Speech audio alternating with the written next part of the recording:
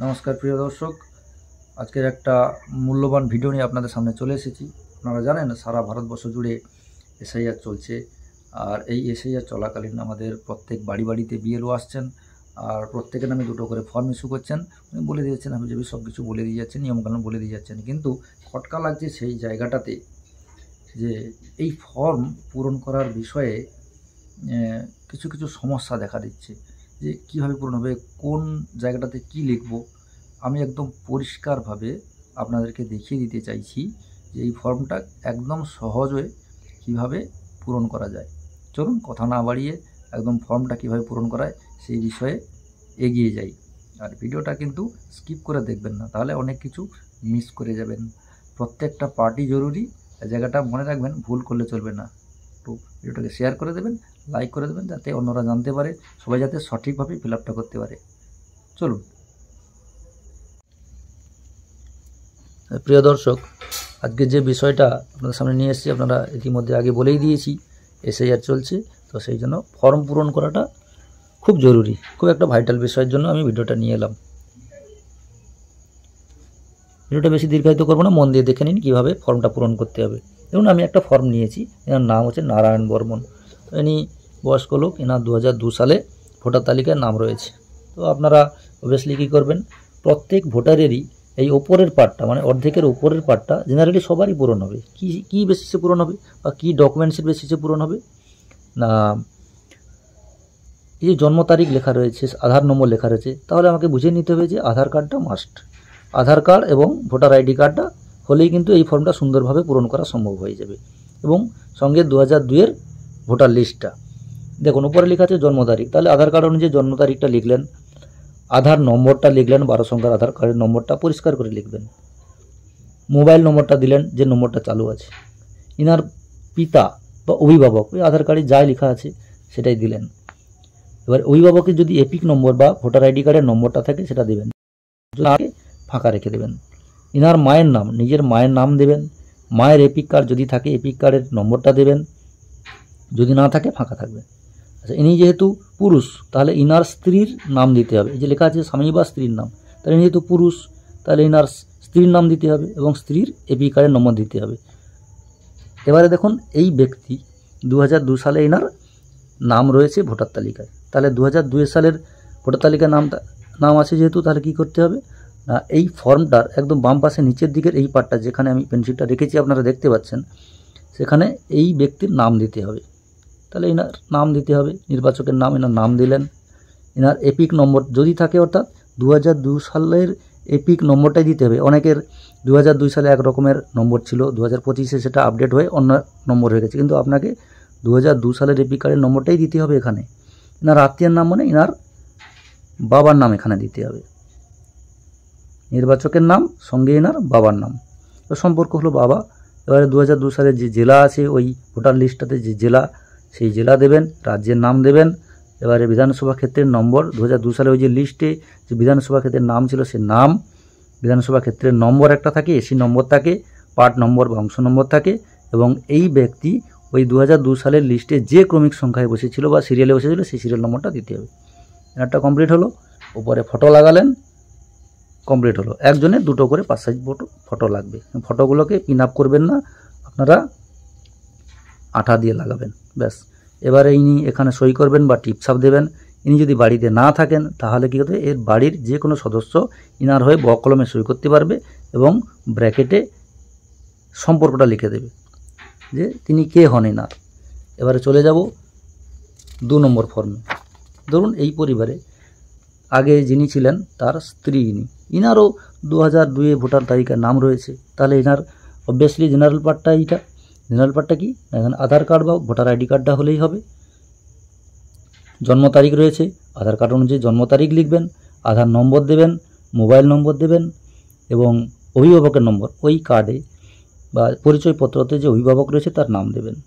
পিতার বা অভিভাবকের এপিক কার্ডের নম্বরটা দেবেন নিজের, কিন্তু মায়ের নাম দেবেন, মায়ের এপিক কার্ড যদি থাকে এপিক কার্ডের নম্বর দেবেন। ইনি যেহেতু গৃহবধূ, তাহলে ইনার স্বামী, এই যে বলা আছে স্বামী বা স্ত্রীর নাম, তাহলে ইনার স্বামীর নাম এখানে দেবেন আর স্বামীর এপিক কার্ডের নম্বর দিবেন। ইনার 2002 সালে কিন্তু ভোটার তালিকায় নাম রয়েছে, তাহলে আমরা কি করব, ভাইটাল জিনিস, এই জায়গাটাতে ভুল হয় সেই জন্য এটাকে বারবার রিপিট করছি। এই গৃহবধূদের ক্ষেত্রে এই জায়গাটাতে, কোন জায়গাটা, এই আত্মীয়ের নামের জায়গাটা এখানে আসছি, মন দিয়ে দেখুন। তাহলে 2002 সালের তথ্যটা এই পার্টটাতে বসবে। এই যে ফর্মটা রয়েছে তার নিচের দিকে বাম পাশে নির্বাচকের নাম, এই নির্বাচক, ইনি নির্বাচক, ইনার নাম এখানে বসিয়ে দেবেন। ইনার 2002 সালের তালিকা অনুযায়ী যে ভোটার নম্বরটা ছিল, এপিক কার্ডের নম্বরটা এখানে বসালেন। আত্মীয়ের নাম মানে ওই ভোটার লিস্টের ইনার নামের পাশে সম্পর্কিত নাম যেটা রয়েছে বা অভিভাবকের নাম রয়েছে সেই নামটাই এখানে দেবেন।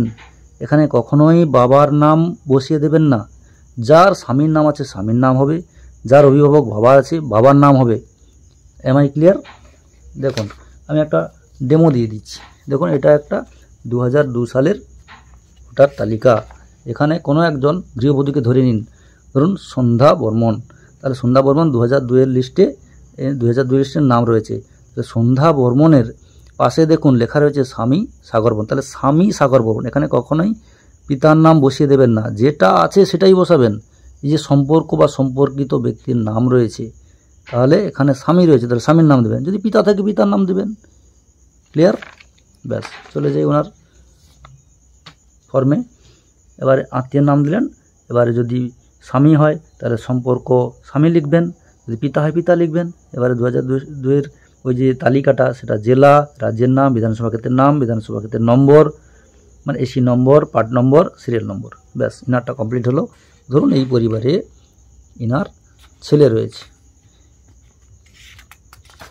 তো ইনার ছেলে রয়েছে, ইনার ছেলে যাবতীয় তথ্য জেনারেল পার্টটাতে আধার কার্ড, এপিক কার্ড দিয়ে পূরণ করে দেবেন।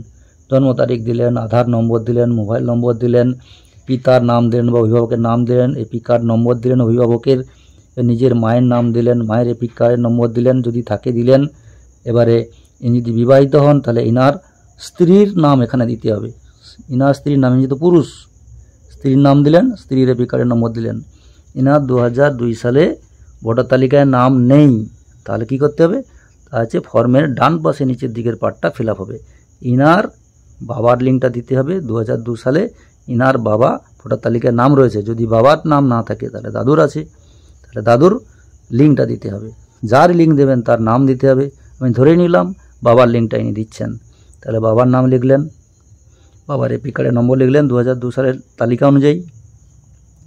এখানে এই যে আত্মীয়ের নাম রয়েছে, এই যে বাবার নাম এখানে লিখেছিলেন নাম, তাহলে বাবার নাম লিখবেন এখানে, মানে ইনার দাদুর নাম লিখবেন। সম্পর্ক এখানে বাবা লিখবেন, জেলা, রাজ্যের নাম, বিধানসভা ক্ষেত্রের নাম, বিধানসভা ক্ষেত্রের নম্বর, অংশ নম্বর, সিরিয়াল নম্বর, এগুলো জেনারেল পার্ট, এগুলো আপনারা পারবেন। সই ফটো লাগবেন, ইনি গেলেন। এরপরে ধরে নিন ইনার স্ত্রী, এই ব্যক্তি হচ্ছেন আগে যার ফর্ম ছিল তার স্ত্রী ইনি। এবারে জেনারেল পার্টটা আপনারা সহজেই ফিল আপ করতে পারবেন। ইনার আধার কার্ড অনুযায়ী জন্ম তারিখ বসালেন, আধার নম্বর বসালেন, মোবাইল নম্বর বসালেন, ইনার অভিভাবকের নাম বসালেন, অভিভাবক পিতা বা স্বামী যাই থাকুক না কেন বসাবেন, এবং তার এপিক কার্ডের নম্বর দেবেন, আর নিজের মায়ের নাম দেবেন। মায়ের এপিক কার্ড যদি থাকে দেবেন, নাহলে ব্ল্যাঙ্ক থাকবে বা ফাঁকা থাকবে। এবার নিজে তো গৃহবধূ, আর স্বামীর নাম দেবেন এই পার্টটাতে, যে স্বামী স্ত্রীর নাম আছে না এই পার্টটাতে, আর স্বামীর নাম দেবেন আর স্বামীর এপিক কার্ড। আই রিপিট, ইনি গৃহবধূ তাই এখানে স্বামীর নাম হবে আর স্বামীর এপিক কার্ডের নম্বর হবে। ইনার 2002 ভোটার তালিকায় নাম নেই, তাহলে ইনি গৃহবধূ, ভোটার তালিকায় নাম নেই 2002 সালে, তাহলে ইনার লিঙ্কটা হবে, এনার বাবার বাড়ির লিঙ্ক হবে। এনার বাবার বাড়ি, এনার বাবার ওই জায়গায় 2002 সালের ভোটার তালিকায় যেই পেজটাতে নাম রয়েছে সেই পেজটার একটা জেরক্স কপি লাগবে। সেই জেরক্স কপিতে পরিষ্কারভাবে লেখা রয়েছে ওনার বাবার 2002 সালে ভোটার তালিকায় নাম ছিল। যদি বাবার না থাকে তাহলে দাদুর আছে, যারই লিঙ্ক দিতে হবে তার নাম এখানে দেবেন। 2002 সালে ওই তালিকায় যে এপিক নম্বর আছে সেই এপিক নম্বর। আত্মীয়ের মানে যদি বাবা হয় তাহলে বাবার বাবা, যদি দাদু হয় দাদুর বাবা। সম্পর্কটা সেই হিসাবে লিখতে হবে। এবারে জেলা, রাজ্যের নাম, বিধানসভার নাম, বিধানসভার নম্বর, এগুলো জেনারেল জিনিস, এগুলো আপনারা পারবেন। এরও ফটো লাগাবেন, প্রত্যেকে 2 কপি করে ফটো লাগবে। পরিষ্কার পরিচ্ছন্ন সাম্প্রতিক ফটোটাই আপনাকে লাগাতে হবে, আঠা দিয়ে লাগাবেন, পিন আপ করবেন না। নিচে সই করবেন, নাহলে টিপছাপ দেবেন। যদি ব্যক্তি বাড়িতে না থাকে তাহলে বাড়ির কেউ সই করতে পারবে এবং সে তার সম্পর্কে কে হয় ব্র্যাকেটে সেটা লিখতে হবে। এই হলো ফর্ম পূরণের ব্যাপার। আশা করি ব্যাপারটা বুঝলেন। ভিডিওটা ভালো লাগলে একটু লাইক দেবেন, সঙ্গে শেয়ার করে দেবেন যাতে সবাই বুঝতে পারবে, সঠিকভাবে ফর্মটা ফিল আপ করতে পারে। কথা না বাড়িয়ে ভিডিওটা এখানে শেষ করছি। নমস্কার, ভালো থাকবেন।